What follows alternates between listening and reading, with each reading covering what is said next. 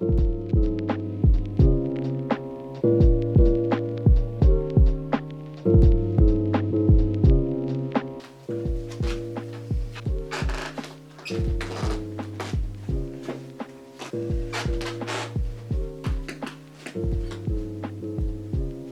these books piled around me are all of the books that I own that I have not read yet. We're going to be going through all of them today. I've mentioned before that I don't buy books that often, so this TBR pile is probably a lot more meager compared to other booktubers. When I look at my bookshelves, the majority of them are ones that I've read and liked. I do pretty thorough unhauls of books that I have read and didn't like, because if I don't like a book, it just kind of becomes like a miasma of sad energy that I need to cleanse from my apartment as quickly as possible. Anyway, in this video we're going to be going through all of my unread books. Starting off, we're going to go through the process of me taking all of the unread books off my shelves. Then we are going to count them up and go through each of the piles that I have around me. So with that intro out of the way, let's get into the video. So the area you are looking at right now is my main bookshelf in my bedroom. So on the very top shelf, I've read pretty much everything except for these 2 volumes of manga. So I'm going to pull those out. And then this shelf right here is my entire Danmei collection, and I've read pretty much everything except for the second part of Golden Terrace. So I'm going to pull that one out.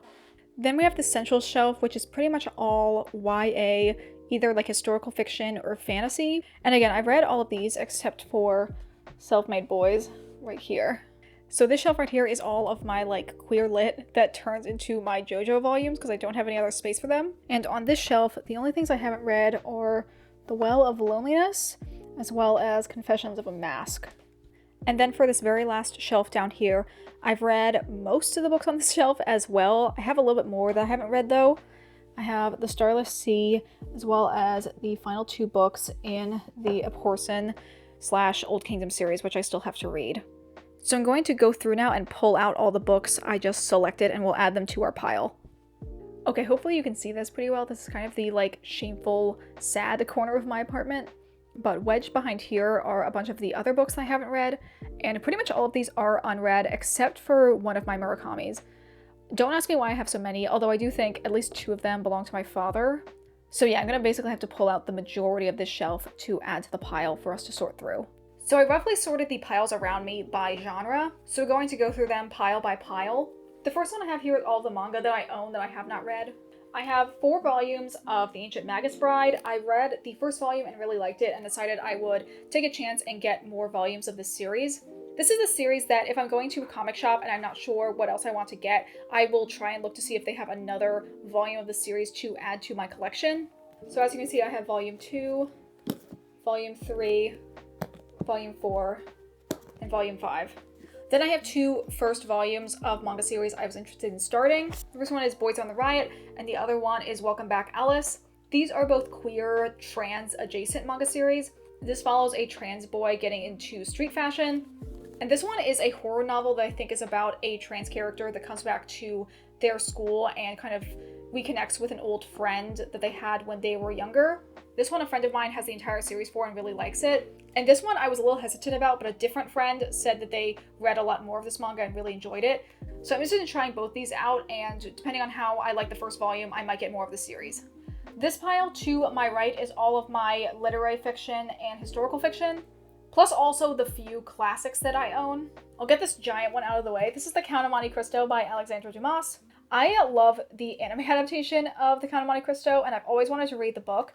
This is one of the like deluxe Barnes & Noble editions, and I think it's so beautiful, but unfortunately it's also like a ginormous doorstop of a book that kind of has made me like turned off from reading it physically. I might eventually get the audiobook, even though it's like 57 hours long or something like that. This is very much a long-term goal of mine to eventually read. Another historical fiction book I have is Hamet by Maggie or Farrell. This is a historical fiction that focuses on Shakespeare's wife and his son Hamlet, who obviously is the inspiration for the play Hamlet. I've heard really good things about this book, as well as Maggie O'Farrell's writing style in general, so I'm interested in picking this up. I think I'm pretty close in my library's audiobook hold line to get the audiobook version of this, so I'll probably check it out when that becomes available. I have another classic. This is Wayland by Charles Brockden Brown. This book is often considered one of the first American Gothic stories. Charles Brockden Brown is also a Quaker, so I'm interested in reading it for those 2 reasons. This cover is absolutely hideous though. It's probably one of the ugliest covers that I have, but it is a pretty good thrift store find, so I'm glad that I found it. Then I have an assortment of some of my Murakamis. I read the Wind Up Bird Chronicles in high school, and I guess decided from that I liked Murakami's writing style. But like I said in the clip before this, I do have a couple of these that I've shared with my father. So they're not all mine, but they are all living in my apartment right now. The first one is, I think, one of his, which is Hard-Boiled Wonderland at the End of the World. I don't know what this is. I think it's dual timelines, one set in like a fantasy world. Don't really know, and honestly, all of Murakami's books are a little bit like unanswerable in their plot descriptions. Next we have Norwegian Wood. This one I believe is a coming-of-age novel that's about a boy meeting a girl over the summer and their kind of like whirlwind romance. We have Kafka on the Shore. I believe this is about a boy who can talk to cats, or something along those lines, who runs away from home. I also have a nonfiction by Murakami, which is Underground, which is about the Tokyo sarin gas attacks. It happened in the mid-90s, which is a kind of general period of Japanese history that I'm very interested in. Honestly, out of all of his books, his nonfiction ones are probably the ones I'm most interested in. So if I read another Murakami, this is probably the one I'll pick up next. Next book I have is Confessions of a Mask by Yukio Mishima. This I thought was autofiction, but I do not believe it actually is, but it follows a closeted gay man in post-war Japan. I don't know much more than that. I think it's quite sad. I know the author had a very tragic life, and I think that is reflected in the writing style of this, even if it isn't directly autofiction. Another very sad gay book that I have is The Well of Loneliness by Radcliffe Hall. I don't actually know the plot of this, but I believe it is one of the most pivotal and influential lesbian novels that came out at the turn of the century. And I think this is the last Japanese fiction I have. This is NP by Banana Yoshimoto. This book, I believe, is about a famous writer's children kind of trying to uncover a secret of their father's past. I remember starting to read this book back in college and I just didn't get into it. Kind of out of no reason. I definitely want to pick it up again because I was interested when I read it back then. Okay, there's only 3 more books in my literary fiction pile. The first one is American Psycho by Bret Easton Ellis. Obviously a classic that inspired the movie with Christian Bale. I love the movie adaptation, and I've heard the book is even more unhinged. I picked this up at a thrift store, so another really great find. Next we have Nothing to See Here by Kevin Wilson. This book I got when I saw it in a recommendation video that Jordan Reads had done. It's kind of like a magical realism book that's about a girl who becomes a nanny to 2 children that will often spontaneously combust. And I think it's supposed to be kind of like an allegory for them having anger management issues, but it sounds really interesting, so I'm willing to give it a shot. The last one in this pile is The Goldfinch by Donna Tartt. Probably Donna Tartt's other most influential novel besides The Secret History. This book, I believe, was very, very popular when it first came out in the early 2000s. I definitely remember seeing multiple copies of this come through the thrift store when I worked at one. And I believe it's about a young boy who, during an attack at a museum, ends up stealing a painting of a goldfinch. I believe that's just like the start of the story, and there's a lot more than that, but I haven't really focused too much on the story of this one. Since I love The Secret History so much, I definitely want to read the rest of Donna Tartt's backlist. I got this particular copy at a library sale, so I am excited to read it, but because it's a hardback, it's this massive, really heavy version of the book that also was kind of inhibiting my ability to start it because it's just such an unpleasant reading experience having to hold this heavy book up. So I honestly might wait until I can get the audiobook or find a paperback version of this, and then I'll eventually unhaul this one to switch with the other version. Okay, moving on to this other pile over here. I have another historical fiction, which is The Shadow of the Wind by Carlos Ruiz Zafón. This is about a boy who finds a mysterious book, and when he goes to research this book, as well as the author, he finds out that every other copy of this author's works has been systematically destroyed, and he might have the last copy of this book in existence. It sets him down a larger path for adventure. It sounds pretty interesting, and I've also heard this is a pretty popular dark academia book, so I did add it on my books to read for 2023 for that reason. Since it's fall time, now would be the perfect time of year for me to pick this up. Hopefully I can get to it before the end of the year. Next book we have is the second half of the Golden Terrace duology by Ken Wu Bing-bai. I read the previous part of this book in, I think, July, and I did like it then. This is a Chinese danmei, and I definitely hope to finish the other half of the duology before the end of the year as well. Next 2 books in this pile are the other 2 nonfiction books that I have. The first one is So You've Been Publicly Shamed by John Ronson. I heard about this book from an Ariel Bissett video. It basically talks about internet public shaming, but also about the history of shame in the human race. And I think the topic is very interesting. I really like books that are about the internet that also connect to a wider human experience, because I feel like books about the internet specifically tend to be very narrow and become outdated quite quickly, just with how quickly the internet and pop culture often changes nowadays. So I feel like this type of book is the best way that I would want to read about the subject. I've had this for a while, and I honestly really need to read it. I kind of go in and out of nonfiction moods pretty quickly, but hopefully next time I get an interest in reading nonfiction, this will be the one I pick up. The other nonfiction book I have here is The Life-Changing Magic of Tidying Up by Marie Kondo. Like many other people, I really like the KonMari method. I've used some of the principles in cleaning my house, but I've never read the original book that they came from. So when I saw this at the thrift store, I thought it would be a good book to pick up. Now I have the pile of sci-fi. This is the pile that I probably reach from the least, and it's also, I think, the pile I have the least amount of books of. The first one I have is Axiom'S by Lindsay Ellis. I got this mostly because of the fact that I love Lindsay Ellis's YouTube videos. This is an adult sci-fi that follows the daughter of a government agent who was responsible for the first alien-human contact that was originally covered up but now has been made to light to the general public. This, I believe, is a trilogy, and the third book is now been announced to come out, I think, sometime next year. So I'm quite behind, and I definitely need to read the other 2 books in the series before that one comes out. The next book I have is kind of one that I honestly don't know I'll ever actually read. It was more so just like the novelty of it. This is an X-Files book called Antibodies. I found this at my library sale. I love the X-Files TV show, and when I saw this, I knew I had to pick it up. My friend who got us into the X-Files, though, said she has another one of the novelizations, and she said they're not very good, so I don't know if I really want to read this book. I feel like if I really want to enjoy some X-Files content, I'll just watch an episode of the X-Files, but it's always nice to have this as an option, as well as an eventual display piece when I can, like, have more actual, like, fun display items on my shelves. And the last sci-fi book I have is Project Hail Mary by Andy Weir. This is another hardback I got from a thrift store. I knew this book was incredibly popular. I think it won the Goodreads Choice Awards in 2020 or 2021, whatever the year it came out. And I've also heard it's very funny, which is something that I really like in books. So I'm very excited to eventually check this out. Again, it's a very specific mood that I have to be in when I want to read sci-fi. And again, even though this book is a really nice hardback, I feel like it is kind of inhibiting my reading experience because it is just so big and heavy. I would have vastly preferred a smaller paperback version of this. But I got this for like $2 at a thrift store, so it was a good deal I wasn't about to pass up. Okay, now we are on to the last piles of books I have here. And most of these, I believe, are fantasy, which is obviously my favorite genre, so I have a lot of them. The first one I have is The Starless Sea by Erin Morgenstern. Do I know what this is about? Not really. I think there's a magical library and like a portal that a guy goes through to a fantasy world. I got this because I had already gotten The Night Circus by Erin Morgenstern, and I wanted the kind of like matching covers from these new editions that were released by Vintage. But I do want to eventually read this because I did really enjoy The Night Circus. The next 2 books I have are 2 books in the Old Kingdom series.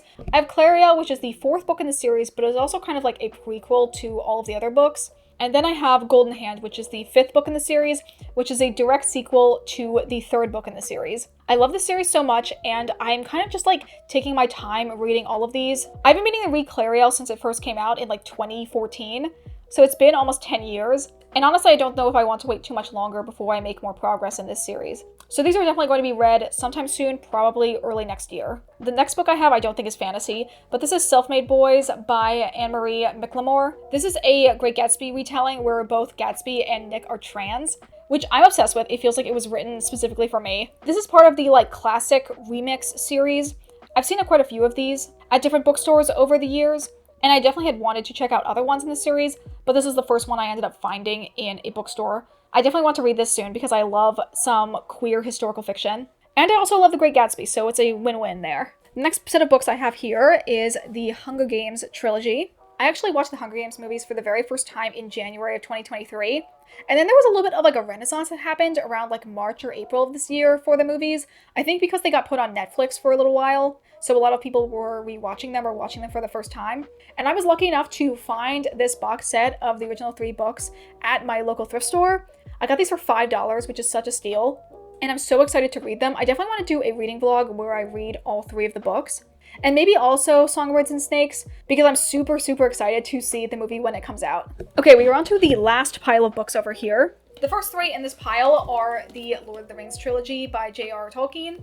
These are these like movie cover editions. I got these at a library sale, and they're not necessarily the nicest covers, but I really like the way the spines look, and they're all a matching set, which is something I really wanted when I went out to collect this series. I obviously love the Lord of the Rings movies, and I love the Hobbit movies. And it's just a matter of time until I read the original source material for both series. The next book we have here is The Trinity Prophecy by Marissa Kinzel. This is actually a self-published fantasy book that was written by one of my friends, and it's really embarrassing I still haven't read this. I think because I have this kind of hidden in a corner of my room where I don't look at it very often, I kind of forget that I own it, and I definitely need to prioritize reading this in the near future. The next book we have here is actually a horror book, and this is Dark Corner by Brandon Massie. I read an article about this book in this like gothic compendium, and it sounded really interesting. I'm really sad I haven't read it yet, especially like every spooky season I add it to my TBR, and then I just like get distracted with other books instead. So I think I'm going to really try and read it this year, and if I don't, I might end up unhauling it, because if it's been like 3 years and I haven't read a book, there might be like just kind of like a disconnect with the book that I don't know if I'm ever going to get to it at that point. Next book I have here is Mist, Book of Tiana. This is the sequel to Mist, Book of Atris, which again is like a prequel to the Mist series. All of these books are kind of like novelizations based on the Mist video games, which is a video game series that I really love.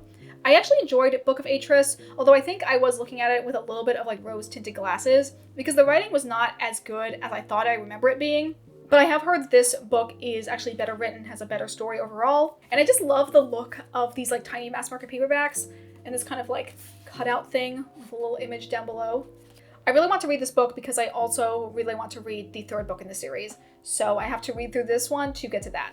Next book I have here is Jonathan Strange and Mr. Norrell by Susanna Clarke. I read Pure Nessie by Susanna Clarke and really enjoyed it, so I figured I would go back and read her like magnum opus book. I have since learned that this book is kind of like a pastiche of a early turn of the century English novel. So a lot of people say it's quite hard to read. It kind of reads like a classic, but I'm still interested in checking it out. I probably will tandem read it alongside a audiobook, and because the audiobook hasn't come up in my holds at the library, that's kind of one of the reasons why I've been putting it off. It also is ginormous. I think this version I have is a little over 800 pages, and I've seen versions of the book where it's spread over like 1,000. I've also seen versions of this book where they break it up into 3 smaller volumes, so it's kind of like the experience of reading 3 books in one. But I'm just going to count it as 1 for our tally for today. Okay, we're on the home stretch. I only have 4 books left to talk about. The first one is Fire and Blood by George R.R. Martin. Unless you've been living under a rock, I think you've heard of the Game of Thrones series. This is basically a giant prequel book that tells the entire history of the Targaryen dynasties, and also a section of this book was turned into the House of the Dragon TV show. I wanted to read this book earlier in the year because I got really into House of the Dragon in the end of 2022, and I definitely want to read this book ideally before the next season of the show comes out. But that's not going to happen until 2025, so I have a little bit of a leeway before I have to read this book. Next book I have on this list is The Sun and the Void by Gabriela Romero Lacruz. This is the first book I got with my Illumicrate subscription. It was definitely a good pick because I believe this is an adult fantasy romance with the main couple being a lesbian one. Honestly, I don't know that much more about it. I believe this is the start of the duology and the second half comes out sometime next year, so I obviously would like to read this one before the second one comes out sometime then. And the last 2 books I have are 2 books in the Vampire Chronicles series by Anne Rice. I have The Vampire Armand, which is obviously Armand's book, and then I have Blood and Gold, which is Marius's backstory book. And I think these are number like 5 and number 8 or 7 in the series. I've read the original trilogy back in high school, and I also read the 11th book in the series, which is the start of like a new trilogy that Anne Rice came out with after being away from the series for like 10 years. But I'm in the process now of rereading the original 3 to then slowly work through the rest of the series. And these are both books I picked up secondhand. This one I got from a library sale, and this one I got from Powell's in Portland. This book series has gone through so many different cover changes over the years, and a lot of them are quite ugly, so I wanted editions that I didn't dislike the covers of. And these are both really nice hardbacks that I don't think are too heavy or too difficult to read from. So I'm excited to eventually read these books when I get to their point in reading the series order. So that is a look at all of the books that are on my physical TBR. I added all of them up and I have 44 books on my unread physical TBR, which I think is around the same amount of books that I had when I counted up my physical TBR in 2022. So obviously new books have come into my life, but also I have read a good number of the books that I already owned, and I hope I can make a lot of progress in my physical TBR in the coming months. Honestly, doing this video definitely reinvigorated me to look through the books I already own. A good chunk of them, as you saw in the intro, are shoved into a corner that I don't look at very often, and I honestly need to cycle through my books and have more of them on display in like the main bookshelves that I look at more often. Because I definitely think that will excite me to want to read the books that I already own instead of always going out and trying to find books at the library or the bookstore to fill that like void of something new in my life. Anyway, that is going to be it for this video. If you enjoyed this video, please consider giving it a like or subscribing if you aren't already. Both those things are really, really helpful for me as a small channel to eventually grow. If you want to see my reading updates in real time, you can check out my Storygraph account, which is linked down in the description. But that's going to be it for me today. As always, thank you guys so much for watching. I hope you all have a wonderful day, and I will see you all in the next video. Bye!